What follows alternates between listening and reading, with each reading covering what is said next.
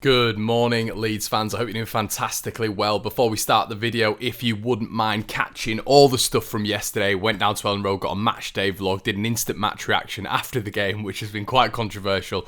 Go check out all that good stuff. And we are back here with the weekly series, 5 things that we learned from the game. So 5 things that we learned from the Everton game yesterday.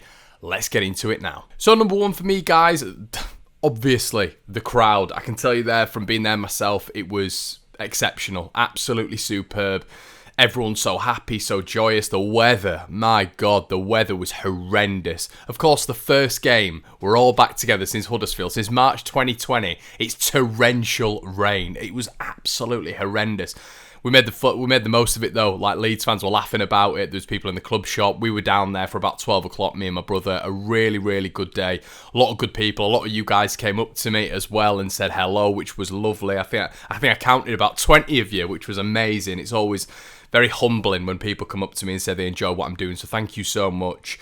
Yeah, great positive vibes there. And that's that. What did we learn? Well, that Leeds fans are a massive, massive part of this club. And did we learn that? We've always known it, but I think we've forgotten it. I think you naturally forget it because you've been indoctrinated into this style of watching football where it's behind closed doors. There's no stadiums. And I, for one, got used to it. I'm like, I'm seeing people in stadiums now. I'm a little bit confused. My body clock's going, what's going on? That sort of months ago, it was not even months ago, weeks ago, there was no people in stadiums and all this sort of stuff, and now it's completely changed, and it makes such a difference, guys. Like, the 12th man, like Calvin said after the game, it is so true. Leeds fans in full voice, and it was a zoo yesterday. It was a zoo. It was party atmosphere, and you could tell that, and there were parts in that game where Leeds, and we'll get onto it in a little bit, but Leeds weren't at the best, but the crowd made such a massive difference. Great occasion, great environment, and I can't wait for Crew on Tuesday night, where it looks like it's going to be another sellout, guys. But yeah, what did we learn? That the Leeds fans being back is going to be a massive boost for Leeds United's Premier League expectations this season. So number 2, guys, what else did we learn? I think we learned that Leeds weren't at the best. I sort of alluded to it on my match review. I want to just say about on my match review as well, guys, I apologise for, at the start I said something about Rafinha, and I've looked back on it and thought that's a ludicrous thing to say, Connor. When you're at the game, you're in the moment. You want to win the game so much. I'm so invested in Leeds United. I was so disappointed at the end when it was 2-2. When I thought to myself we could have nicked it. There were bits here and there where I thought Leeds could have been better. A little bit sloppy still, but coming out of it with a draw against a team who finished below us last year is still a decent result, to be fair. But yeah, I came out yesterday and spoke about Rafinha. And Rafinha was absolutely sublime. In the stadium, you see it, but obviously you're not reflecting on it as much. And he was absolutely superb. But I think as a collective, Leeds are not back to the best. Calvin alluded to it after the game. I think Coop said something about it as well. Leeds are definitely not back to the best, which is unusual because normally we start so quick. And these 2 games that have been played have been tough games. 2 teams who are going to be in and around the top 7. You look at other teams, you look at Everton's starting fixtures. The first 4 fixtures of Everton's season are actually pretty decent. And we go on to a bit of a decent run now. And that's why it was vital that we got a point yesterday, just to build a little bit of confidence and momentum. But you could tell the passes aren't flowing as quickly. It's still not a cohesive unit for me. And as I say, it is quite unusual because Leeds are normally such fast starters and we're so good off the start of the season, really. But yeah, I just don't think it's clicking into gear right yet. Everybody around me was saying the exact same thing at the game. Maybe you guys think completely differently. Maybe you think Leeds have completely clicked into gear. But yeah, I don't think we were at it yesterday. And I thought that was reflected, really. I thought 2-2 was probably a fair result. And yeah, I don't think we'd have deserved to nick that one. So yeah, my point number 2 things that we've learned is that Leeds still aren't sort of at their best for me, at their optimum. Number 3, guys, was obviously Rodrigo, isn't it? Rodrigo, I did not expect him to just be not included in that game at all. It was quite surprising, to be honest with you. Rodrigo is someone who I think can always come on and make a difference. Rodrigo is someone who can just make the difference from the off, but there needs to be a formation and to suit him, really. And I think I've always said to my mates, I think as potentially like a shadow striker, a second body up top, that is where his role is going to be fulfilled. But even in this Leeds United team, coming on as a central attacking midfielder in those dying spells, would be advantageous for me. And to see him not come on at all was very, very odd. And yeah, I don't know. And obviously Marcelo will come out and defend him to the hilt talk on his press conference about how unbelievable he is as a professional, of course, and how he just picked the team for the occasion, which I completely understand, and he could be on. But yeah, I wonder if after the Man United performance last week, from a defensive capacity, Marcelo's sort of rethought and reassessed Rodrigo in that central midfield role. Maybe I'm looking too much into it, as we do as football fans. You always look too much into it, but it was very, very interesting to see him not feature at all. Aside from injury and COVID, I think Rodrigo's always featured, all of last season and throughout the game. So that was very, very interesting. Let me know what you think in the comment section below. Did that upset you a little bit? Were you a little bit peeved by that?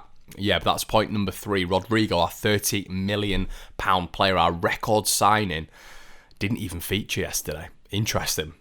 Improvement is number 4, and that's just based on results. I've done this before on the Leeds Fan Channel when I've spoken about results previously and bettering those results, and that always being a mainstay of development of a squad, of a team, of a club. And I think what happened last year with Everton, we lost 2-1.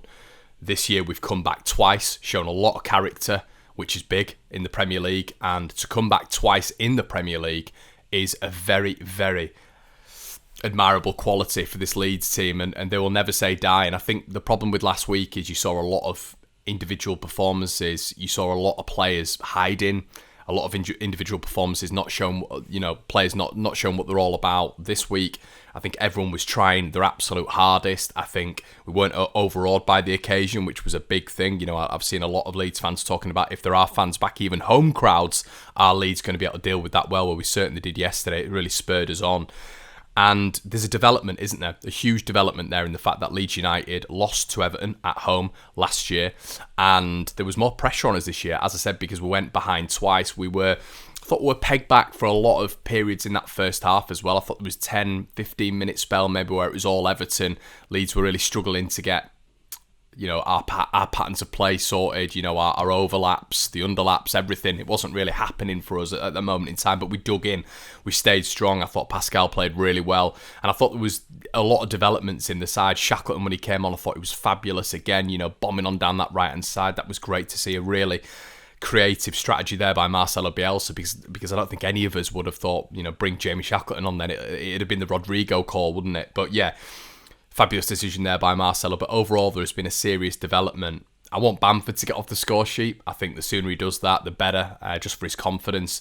But I think overall, absolutely fantastic in terms of development for Leeds United. And it's a big positive spin now. And we go into a real run of fixtures now where Leeds United can start picking up some serious points. And my last one, guys, is substitutions yesterday. Marcelo got it bang on, I thought. With Jamie Shackleton coming on, we've already alluded to that. And I thought Tyler Roberts, I've been critical of Tyler. I've also supported Tyler in a number of videos, but the reason I've been critical about him is because sometimes I think he comes on and he doesn't make the difference. I think his end product in terms of goals and assists, which is what he will always be judged on in his position as a footballer, has been weak, has been poor. But what Tyler does is, what he does incredibly well is create space. What he does is he drags defenders in because he's got such a lovely close control, a lovely touch as well. He opens his body. There was still occasions yesterday where he'd get the ball on the back foot and he'd overhit the pass, but I thought that was throughout the squad, to be honest with you, and maybe that's why I came on yesterday and was a little bit critical, and I thought it was constructive, but maybe it came across a little bit negative. I thought, we're playing this game, and we're doing the basics a little bit off at the start. I thought that developed, and I think a lot of fans are saying, the basics were absolutely spot on. Were fabulous because we got the draw, but I think obviously if we'd have lost the game, I think a lot of fans would be thinking on the flip sheet. So listen, Bielsa got it spot on, I thought. I thought Roberts, on the contrary, came on and did really well. And actually, when you look at it, on reflection, when he came on at Old Trafford, he did really, really well in terms of just stretching the game a little bit, making the midfield a little bit more competitive, wanting the ball. And that's what I like about Tyler. He always wants the ball, and that's such a key thing in football, because if you hide away from the ball, guys, that just breeds no confidence in any of your team. Will thinking to themselves, right, we'll have to pass it sideways now because so and so's not showing for it. I thought Robin was a little bit like that against Manchester United. He didn't want the ball. And yeah, I just thought the substitutions were absolutely spot on by Marcelo Bielsa. I just want to put a bonus one there as well in terms of Calvin Phillips, who a lot of people are saying Rafinha for the man of the match. I thought you saw a person in the middle there in Calvin Phillips who shored up the midfield again, broke up play. Still wasn't at his best, but I thought he was man of the match. I thought he was absolutely fantastic in terms of his first match back. Said this to the lad I went with yesterday. Ben, thanks for getting us a ticket. Ben, you absolute gem. I said to Ben, the problem with Leeds' midfield is it is a little bit soft sometimes, and I think Calvin Phillips comes in and really strengthens that up. But it's not only that; it's not his combative nature or his tenacity. It's how he's able to get the ball, switch the ball, and really start Leeds moving. You saw that multiple times in the first half. He really is the quarterback of this Leeds United side, and a lot of people, just because they expect it from Calvin, are sort of overseeing his performance yesterday, in my personal opinion. Calvin was fantastic. His first game back, as I've said, it normally takes Luke Ayling, 4 or 5 games to really get back into it. And you saw it yesterday with Ayling. I still didn't think he had his best game. He's getting back into it now. And a lot of the Leeds players are getting back into it. Calvin just fits in perfectly. And that's why I gave him the one Leeds man of the match, because it's so impressive how he's able to come in and put in a performance like that just off the bat. I thought he was phenomenal yesterday. Still think the midfield isn't there. But the thing is with Leeds, the midfield in terms of opposition clubs being able to create chances is always going to be a thing, because Leeds leave themselves open. You know, we bomb our midfielders onwards, and Calvin is left there by himself to really construct things. And guys, look at where he was at the end. Made a tackle right at the end of the game in their penalty box. Stuart Dallas intercepted the ball, played it to Calvin. Calvin played a lovely ball across to Patrick Bamford, where he should have got the ball out of his feet. And that, for me, that's Patrick Bamford last season, or Patrick Bamford with a couple of goals in his bag already, would have put that in the bottom corner. But Calvin, I thought, was absolutely, everyone was superb. So a little bonus one, a little number 6 is Calvin Phillips and the impact he has on this team. So that's it, guys. Please like, comment, and subscribe. We've been trying to get the content out as much as we can. We're looking to bring you new things on the channel. Let me know in the suggestion box what you want to see on the channel. I'm absolutely loving doing stuff for you. I've got the Marseille top on today just for Bielsa. I think I've got Bilbao now. I've got Newell's Old Boys, Marseille, Argentina. Let me know in the comment section below if I need a few more. But yeah, thank you so much for watching. Thank you so much for everybody who came up to me yesterday. Thank you so much for Ben for the ticket. Unbelievable scenes at Ellen Road yesterday. Was so happy to be back. I'm going to be at the Crew game. If you want to come and have a pint, let's have a meet up. We can do that. The Crew game, I'm going to be there. I can't wait. And guys, have a good Sunday. See you in a bit.